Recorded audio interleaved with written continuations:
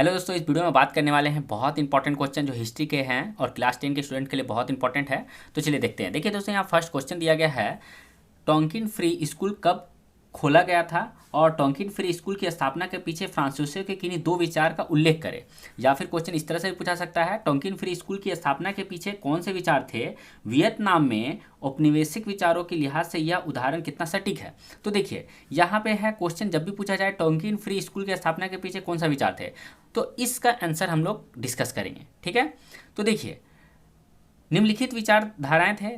तो पहला पॉइंट है, वियतनाम में पाश्चात्य शिक्षा। मतलब देखिए पाश्चात्य शिक्षा का मतलब यहाँ पे बात समझिए, जैसे कि पूर्वी देश, पश्चिमी देश, उत्तरी देश, दक्षिणी देश होता है ना, उसी तरह यहाँ पे पश्चिमी देशों को पश्चात शिक्षा बोला गया है। मतलब ये बोला गया है वियतनाम में पश्चिमी शिक्षा, मतलब पश्चिमी देशों की शिक्षा। ठीक है, वियतनाम में पश्चात शिक्षा के प्रसार के उद्देश्य से, मतलब ये बोला गया है वियतनाम में पश्चिमी देशों के शिक्षा के प्रसार के उद्देश्य से। ठीक है, 1907 ईस्वी में टोंकिन फ्री स्कूल खोला गया था। यहाँ क्वेश्चन पूछा गया कब खोला गया, तो 1907 ईस्वी में। क्यों खोला गया, किस विचार से लेकर, तो ये पश्चात शिक्षा मतलब पश्चिमी देशों की शिक्षा को अपनाने के लिए या फैलाने के लिए, ठीक है, टोंकिन फ्री स्कूल की स्थापना किया गया था।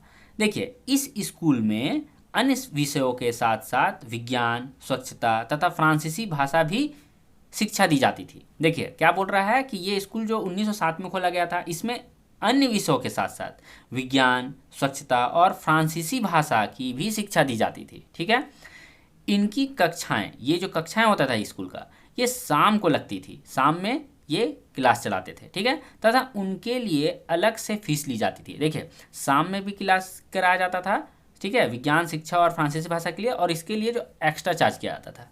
ठीक है, नेक्स्ट पॉइंट को देखते हैं। देखिए नेक्स्ट पॉइंट है, टोंकिन फ्री स्कूल की स्थापना का उद्देश्य ना सिर्फ आधुनिक शिक्षा का प्रसार करना था। देखिए टोंकिन फ्री स्कूल का स्थापना के पीछे का कारण ये था, केवल आधुनिक शिक्षा का प्रसार करना नहीं था, ठीक है, बल्कि वियतनामियों को पश्चिमी सभ्यता से भी परिचित कराना था। देखिए पश्चिमी सभ्यता से परिचित कराना भी था उनका उद्देश्य। टोंकिन फ्री स्कूल का स्थापना का कारण ये था कि वे आधुनिक शिक्षा तो देना ही चाहते थे, लेकिन प्रसार करने के साथ साथ वो वियतनामियों को पश्चिमी देशों में जो सभ्यता है उसको भी बताना चाहते थे, प्रचलित करना चाहते थे। ठीक है, स्कूल अपने छात्रों को पश्चिमी जीवन शैली अपनाने को भी प्रेरित करता था। ठीक है, स्कूल अपने छात्रों को पश्चिमी देशों की जीवन शैली जो होता था, ठीक है, डेली रूटीन जो भी जैसे रहता है, रहन सहन, वैसा अपनाने को कहता था। ठीक है, और वियतनामियों को छोटे बाल रखने की भी सलाह दी जाती थी। देखिए वियतनामियों को छोटे बाल रखने की सलाह दी जाती थी, जबकि परंपरागत